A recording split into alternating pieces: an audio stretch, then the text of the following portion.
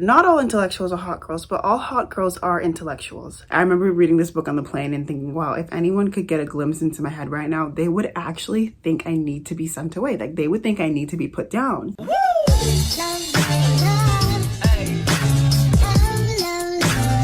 Hi everyone, I'm Hayley. Welcome back to my channel. So today's video is hot girl summer reads, or books to read for the summer, or books for a hot girl summer, whatever you want it to be. Also, I'm gonna cause some controversy. You know, honestly, it's not even me. It's not me causing the controversy. It's non-Black people who just love to argue with Black women. Hot girl summer is a term coined by Black women. I see a lot of people doing hot girl summer book recommendations, and there be no books by Black women.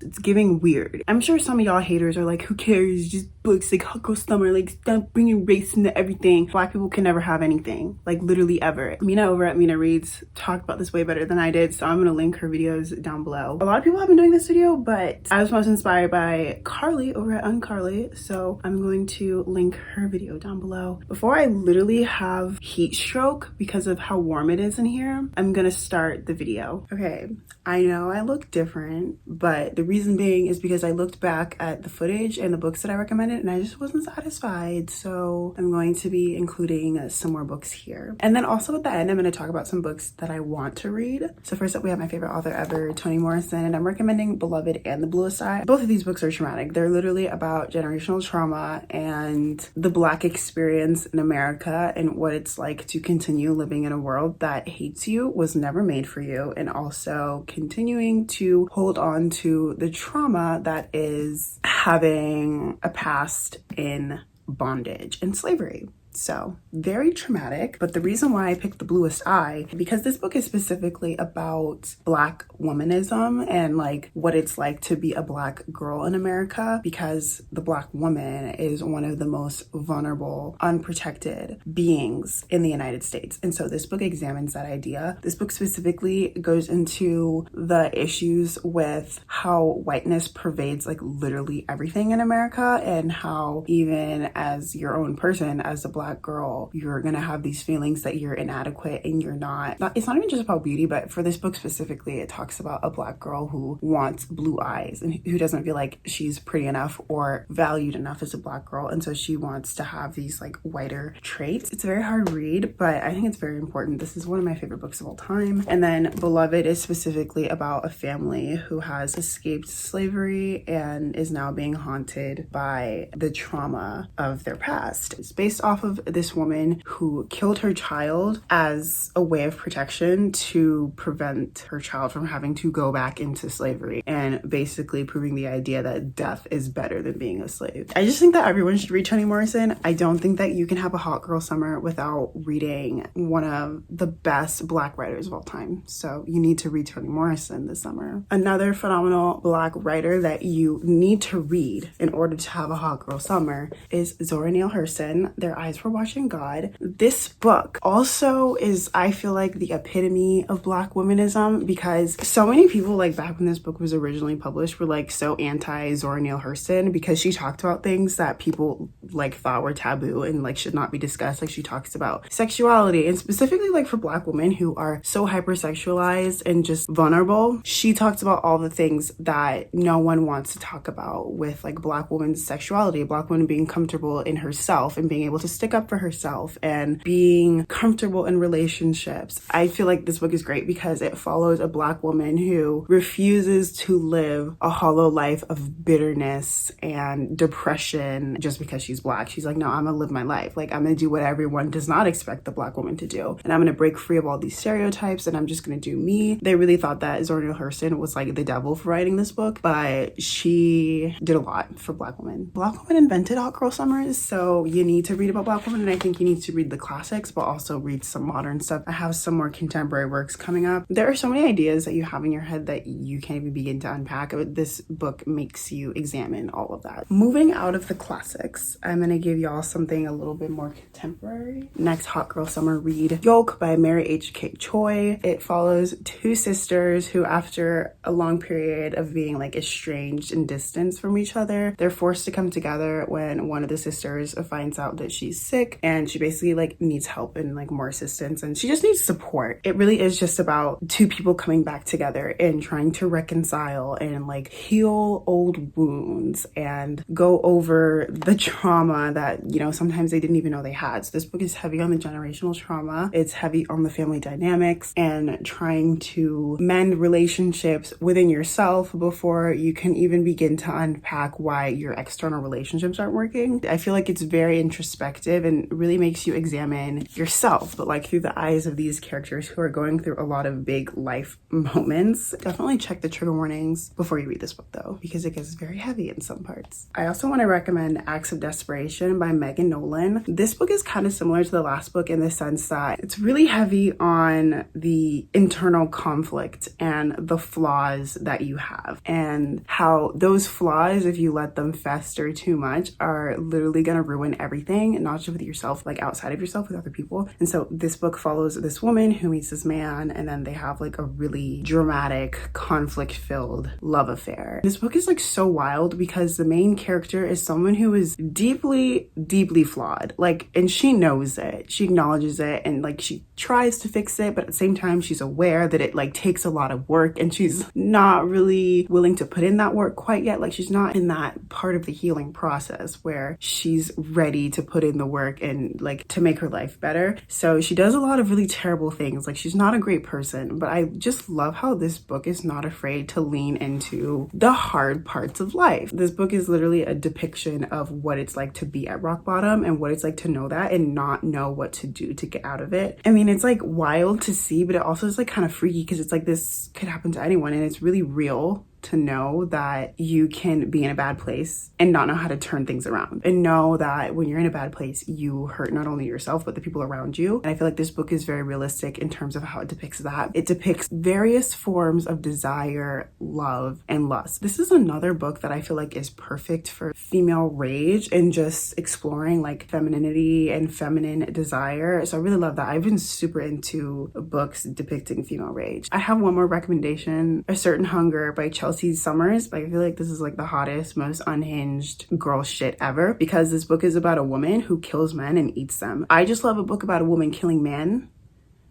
but then she eats them. This is pure female rage. Like, this lady is so unhinged. I remember reading this book on the plane and thinking, wow, if anyone could get a glimpse into my head right now, they would actually think I need to be sent away. Like, they would think I need to be put down. But I love the prose in this book. I just love how this woman is just willing to do whatever she wants. I love an unhinged, violent, angry female character. And that's exactly what this book gave me. So if you're into that, I think this is the hottest of all the hot girl summer reads that you could possibly read. This is also just the best book you could ever read ever. It's not even just for hot girl summer, it's book recommendation for life. 7 Days in June by Tia Williams. I cannot explain to you how this book makes me feel. Also, if you don't like this book, there's something wrong with you. I'm kidding. I'm not kidding. It's like a visceral need for me to say that because I love this book so much. This is an adult romance, black love, summer romance, fleeting moments of joy, a lot of trauma, like so much trauma. This book deals with addiction and depression, substance abuse, chronic pain, and chronic illness. This is the type of romance book that I am always looking for. Y'all know I love books that prioritize the emotional connections. This book is like childhood friends to lovers to estranged to lovers, like second chance. It's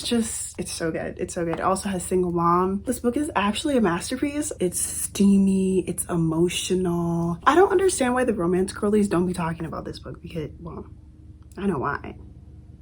Racism. It's like it talks about generational trauma and how you need to overcome and heal from past wounds before you can open up to someone else and fully love yourself and love them. Read 7 Days in June. This is the ultimate hot girl summer read. So I wrote the Bellinger sister Dua Koju. I don't know what that is, but I meant the Bellinger sisters duology, I guess. The Bellinger sisters duology. You might be thinking, Hayley, how are you recommending Hook, Line, and Sinker when you haven't even read it yet? Because I love these these books. I already know what happens in this book. I already started it and I already really enjoy it. So everyone shut up, okay? Let me do what I want. And then I loved It Happened One Summer. Small town romance, grumpy sunshine, high maintenance girl, ex-grumpy man. It's just perfect. And this is the ultimate hot girl summer romance read. You know, Tessa Bailey and Hurston. It's just so good. And then this one has some forced proximity because they're roommates, friends to lovers. Him helping her flirt with her coworker, even though he's probably jealous because he likes her a lot. Guy falls hard. It's just a jealousy that I just love that so much. Like, if you actually want like a hot summer, these are for you. So next up for the hot girl summer read, the Brown Sisters trilogy by Talia Hibbert. This is the only one I own, but there are 2 other books. This is the second one in the trilogy, and this is my favorite one. They're all just so good. You have amazing fat rep, there's chronic illness rep, there's so much like neurodivergence rep. The main character here suffers from anxiety, so that was really nice to read about as someone who also suffers from anxiety. Like, it is all consuming. Also, I tweeted the other day, I was like, I love books where the main character is a workaholic and then their love interest comes in and tries to like take care of them and make sure they're not running themselves into the ground. That's this book, because Danny Brown is a workaholic and Zaf is like there to make sure she's eating and taking care of herself and sleeping, and it's just like one of my favorite tropes in romance. Also, guy falls first and guy falls hard. It's also friends to lovers. It's also friends with benefits to lovers. It's also perfect and it's funny. It's also sensual and smutty and beautiful and amazing, and another hot girl summer read. I gotta recommend the entire trilogy. I know a lot of other people really love it, so I might just be the minority there, but this one was my favorite. And then I also really loved Eve Brown, so I especially recommend those 2.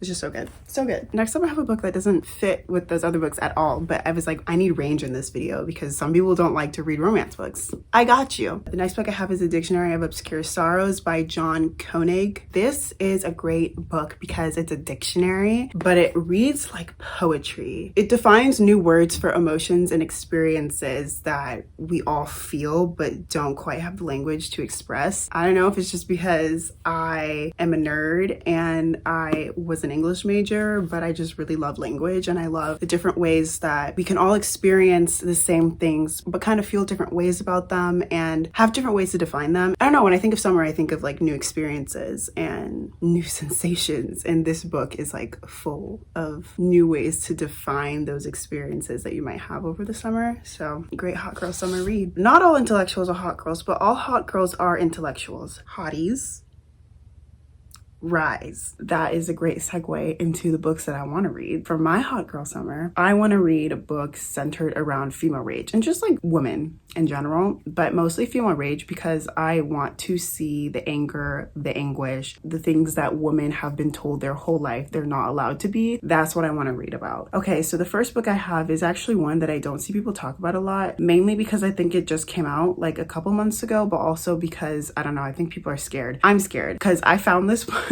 when I was looking for books that were kind of like Into the Drowning Deep, which is literally about murderous mermaids. It's a horror book. Our Wives Under the Sea by Julia Armfield. It's a little freaky. I think that this is supposed to be like a psychological thriller / horror. That cover is a little freaky, right? First of all, they're sapphics. I actually think that they're lesbian, and it's about one wife comes back from their like journey at sea. I think she's some kind of researcher, and so she was like in the ocean for a long time, and she comes back super different, not the same person at all. That's all I know. I haven't read it, but I really want to. It sounds so freaky and so good. Yeah, I'm excited to read this one because it has sapphics and it involves the ocean, which is actually one of my biggest fears. I am terrified of the ocean. Like, it's so bad. The terrifying effects that the ocean can have on people. Okay, so the next book that I want to read is Boy Parts by Eliza Clark. This book has also been recommended a lot for those who want to read about female rage. I have no idea what this book is about. I can read you the blurb on Goodreads, but I know that it's going to explore gender roles as well as sexuality and women doing whatever the hell they want.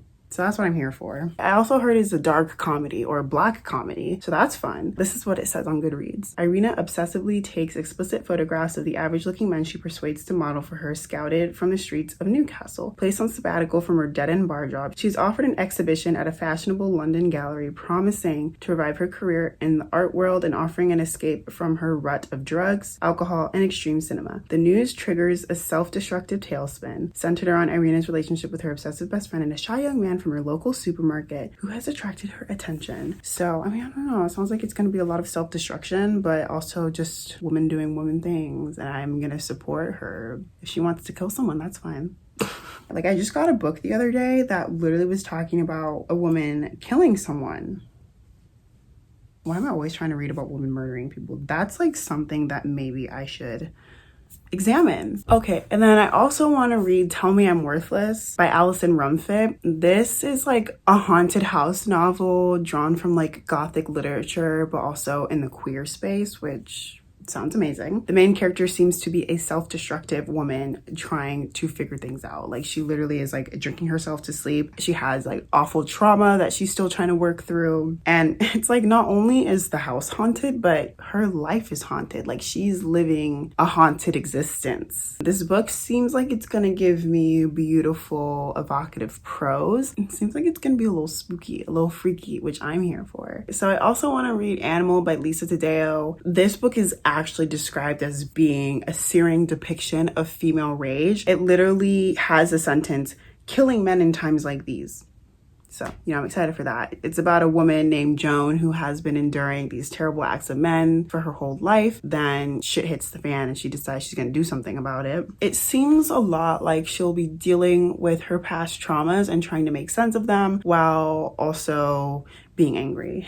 Female rage. Finally make peace with herself, but also make violence, because that's what we're here for. Okay, and then the last book that I want to read, Rebecca by Daphne du Maurier. This is a gothic novel about a lady who falls in love with a widower. He sweeps her off her feet and brings her over to his estate, and her happily ever after is soon shattered by the widower's late wife, who is for some reason just haunting their lives now. It's about a lingering evil that is quite literally threatening to destroy this new blossoming love from beyond the grave. And that sounds freaky and that sounds amazing, and I'm really excited to get to it. My library loan keeps expiring before I can get to it. It's really sad, but I will get to it.